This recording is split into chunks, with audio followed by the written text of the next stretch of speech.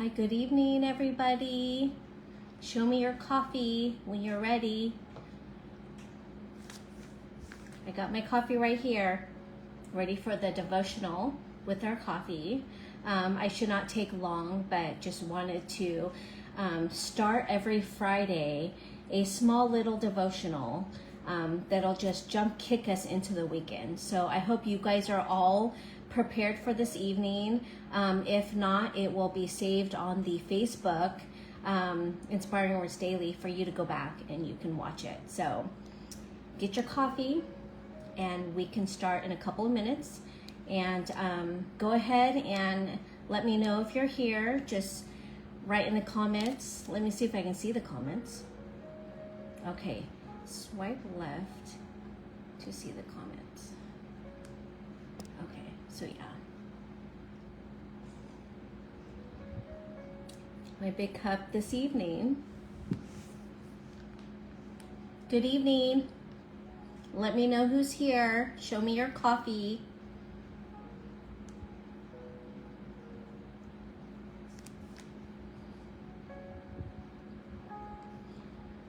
So tonight, if you saw my posting, topics are the last days. So I just wanted to quickly jump into that. And I have some notes, and then we'll go into a small discussion.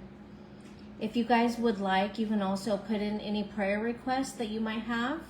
You can throw those in the comments as well, so I know who to pray for.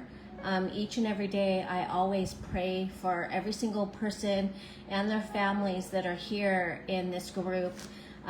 Just know that you are loved and you are important to me, and I'm so thankful for everybody being in this group. So yeah, let me know if you have any prayer requests. If you want, you can share this video.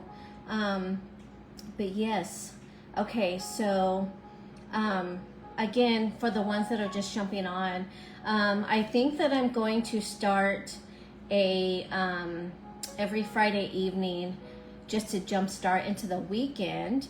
A little bit of an encouragement for each and every one of us to jump into our weekend. I know it's a lot of family time.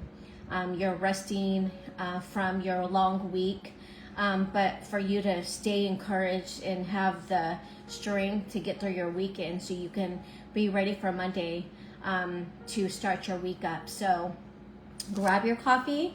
I titled, pretty much I'm going to start titling the devotionals Coffee and Christ. So I see everyone starting to join. So grab your coffee. Let me know who's here. Again, prayer requests in the comments. Let me know if you have any prayer requests or unspoken, and I will definitely be praying for you. So, all right, so we're going to jump into this right now. So each time I have a devotional, I'm going to make sure to have a basic topic for you guys, so you have an idea of what I'm going to be talking about. So in Luke 21, Jesus speaks of the end times of life on earth. What sorts of things will happen? For one thing, Jesus says that people will try to deceive others by claiming to be the Messiah. That happened around AD 70. When Jerusalem was destroyed, 29 people claimed to be the Messiah. Could they all have been the one? It has happened more recently too.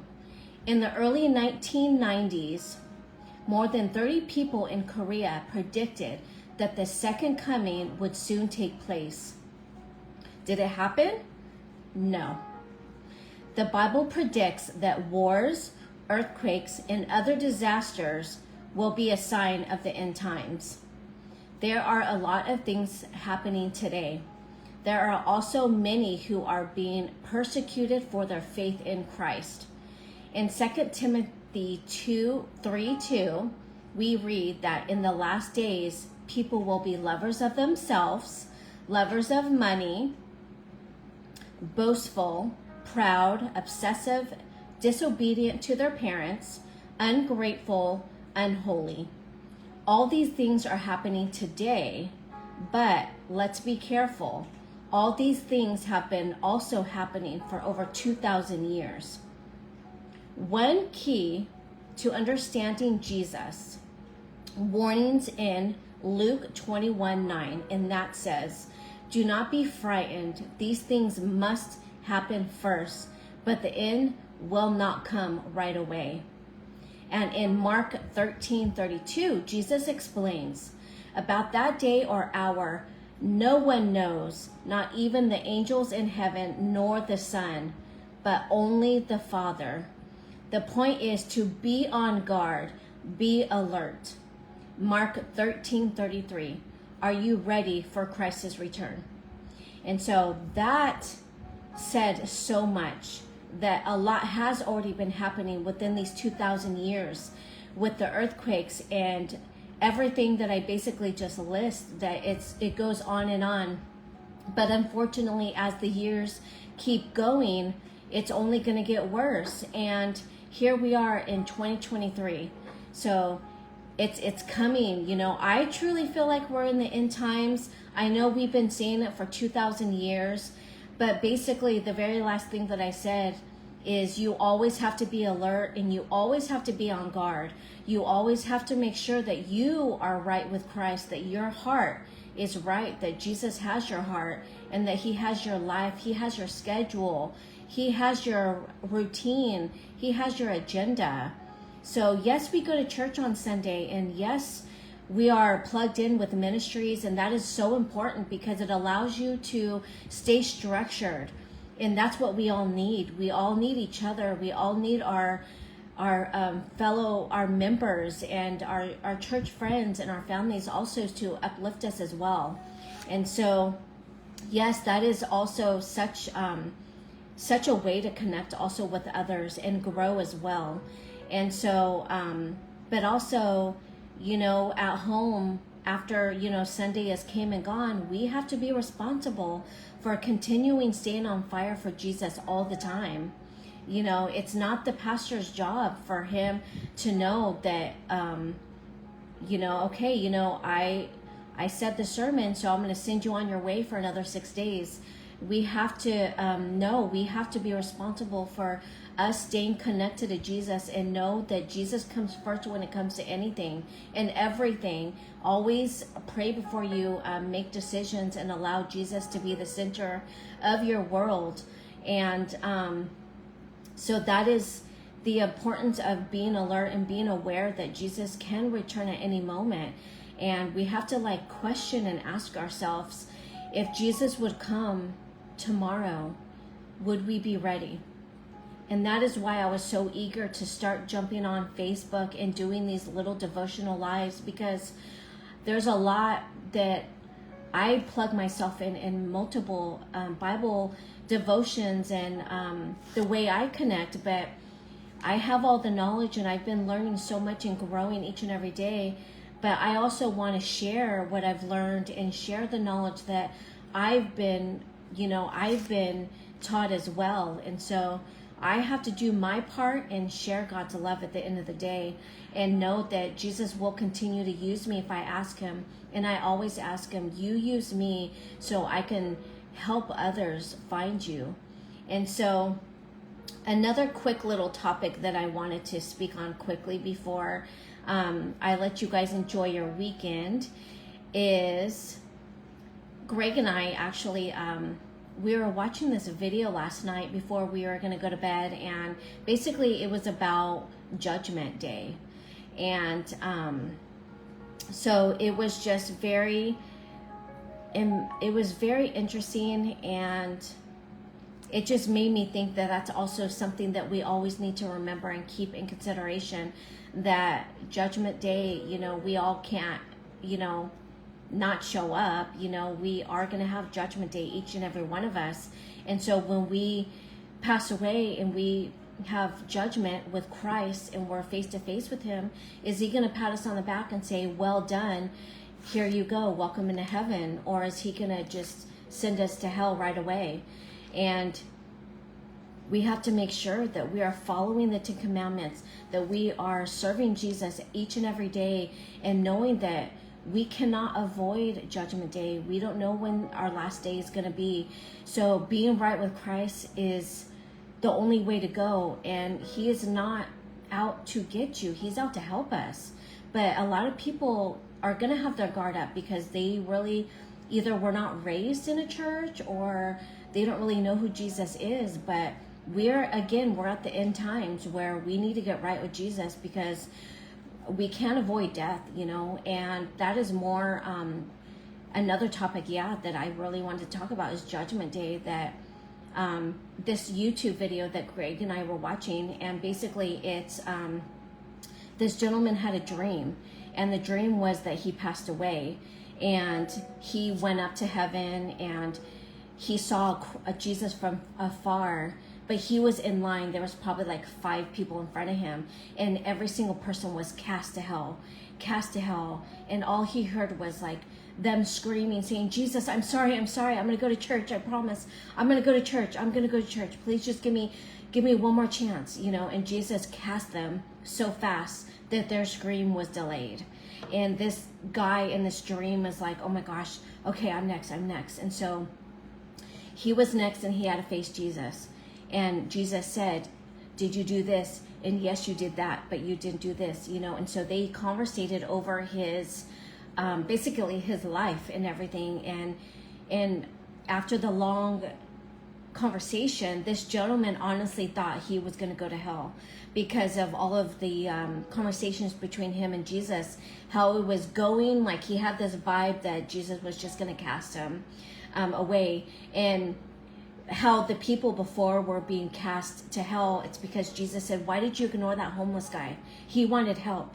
And I need my people to help the homeless people, help the people that are in need. When you have a heart and you ask me into your life, I'm going to fill your heart so big that you're going to want to ask everyone. And remember, every single person on this earth is Jesus's child. So even though they're homeless or they're in prison or they've murdered somebody, that's all Jesus' their children. So we still have to minister and be kind to them and ask ourselves, what would Jesus do? And so when these people were getting cast out, they were like, well, I went to church, I went to Easter, and I went to Christmas. And Jesus is like, you're not getting it. You ignored the homeless people. You ignored this person. This, grandma needed help across the street, and you like put your nose up to this stinky homeless person, and and so they were just cast out so fast. And so the gentleman ended up making it to heaven, but just almost like barely. The way he described it was like, you barely made it, but yes, you made it in. And once he was ready to enter into heaven, he just saw beautiful flowers and roses, and just everything was gold and gorgeous and happy. And in his dream, he stepped 1 foot into heaven, and then he woke up. So he never in his dream actually got to experience heaven, but he just got a small taste of what Judgment Day is going to be like. He said, never again. He asked Jesus into his heart. He asked for forgiveness. He full surrendered at that moment. And if you don't know, Jesus does talk in dreams. He truly does. He will talk to you in your dream. So maybe that gentleman was going through something where he was fighting, I don't want to, but then he feels convicted. There's so many reasons why people just don't want to go to church on Sunday, because they feel too guilty. Or I've heard somebody say, well, they don't, first of all, Jesus doesn't want me in church. And second of all, if I step foot in this church, it will catch fire. And that is just them saying I am so sinful. Jesus wants nothing to do with me or in his house. I'm good. And so they keep that excuse to themselves, and for a long time, to where it allows them to stay away. And Jesus is saying to everybody, no, church is is like a hospital, like an ER. People go to hospitals to get help. And that's how we need to look at the church. Don't look at it like you're going to be condemned or judged or anything. You have to go, and you need to get right with Jesus and take your time. Everyone's walk is going to be different.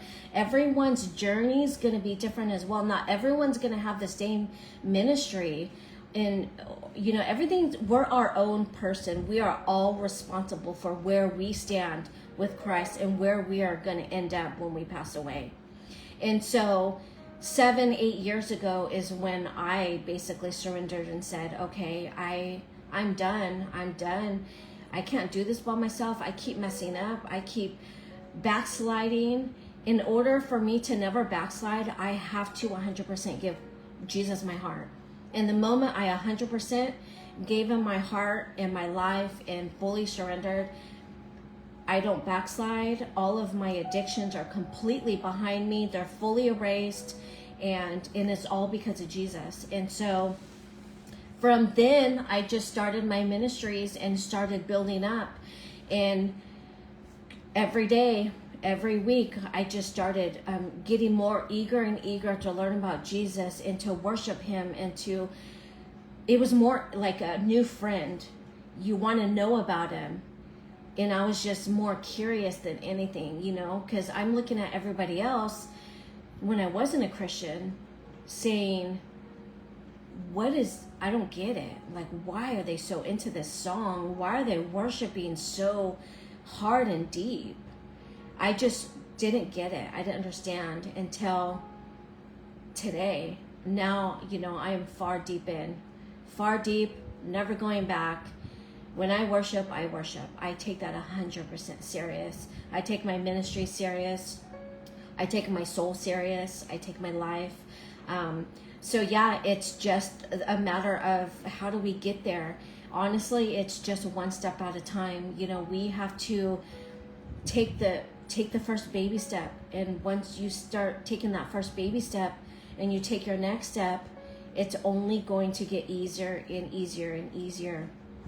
You're going to start getting comfortable with being in a church. You're going to be comfortable around the congregation and starting to open up. And as long as you're allowing Jesus to change your heart and change your life, he's going to do it. You ask him, he's going to do it. When he changes your heart, it's not going to be a cold heart. Like mine was very cold before I became a Christian. I was very self-centered, and it was all about me. I could care less about people around me. I was the complete opposite of how I am today. And homeless people, I'm like, they're disgusting. People needed, you know, walking in stores, I would like just slam the door behind them. Just completely rude. And I had a very cold heart. But my point is day after day, week after week, month after month, as Jesus starts working in your life, he will start softening and changing your heart. Don't worry about coming to Jesus or to church perfect. Let him do the transformation. Don't come perfect, because that's why we're going to Jesus and why we want to change our lives. He will work on you in private. He will work on you as an individual. You don't have to be like the person next to you that's worshiping, you know, and you're just not quite there. You're not ready to raise your hands yet. You know, it's going to take time. So don't belittle yourself or tell yourself you're not enough or I don't have what they have. So just remember that each walk is going to be different. Each story is going to be different. Each testimony is going to be majorly different. And if you have a testimony, please let me know, because that's one of the main reasons why I started this group years ago, was to let everyone know that we are not perfect. We've been here, we've done this and we've done that. But here I serve Jesus now and he saved me. And this is my story. And the reason why there's even a testimony, it's because there's been a changed heart behind it. And now it's our job as Christians to share to everybody that, wow, you know, Jesus does love me. Jesus has softened my heart. And now you can love others more than you ever thought you could. And the more your heart has changed, the more you're going to want to be eager to tell people about Jesus. And that's how you can be ready for when Jesus comes back and when Jesus returns, the end times. And that's basically like why I wanted to talk about today. Everyone is fully aware of end times. I understand that. But it's how do you get there is what I wanted to talk to you guys about. And that's basically what I just did, is how you got to surrender. You have to like just put those hands up and say, I give it to you, Lord. And I ask that you come into my heart. I ask that you forgive my sins, change me, mold me, transform me to be more like you. And Jesus will change your life so different. You won't even recognize yourself. You're going to look back years ago and you're going to be like, wow, I don't even recognize myself, or wow, I actually love myself. And that happened to me too. Then when I wasn't a Christian, I didn't love myself. I can just tell by my actions, the way I treated my body, the way I drank and did I drank and did drugs and all that stuff. And when you love your body and yourself, I mean, I just feel like you shouldn't really put yourself through that. So I really had no respect for myself before I was a Christian. Just didn't care really. So all of the caring came when I became a Christian. And it's been about 8 years now that I've been a Christian, serving Jesus and not backsliding and taking this very seriously. So I am glad that I started these lives again. It's been a long time. So I do want to start doing these on every Friday evening. If you guys have any specific topics you want me to talk about, you can all, request them or like leave it in the comments or message me. End times are always good to know, to always be alert and know that, tomorrow is never promised. We all know that. And that we don't know when our last days are, meaning when is Jesus going to take me home? When is my last day here? So I want to be ready. I want to be serving Jesus until my last breath. And so that is my desire and that is my heart. And I hope I gave you the proper tools and the understanding for you to really just from here on out take Jesus seriously and understand that it is all about him.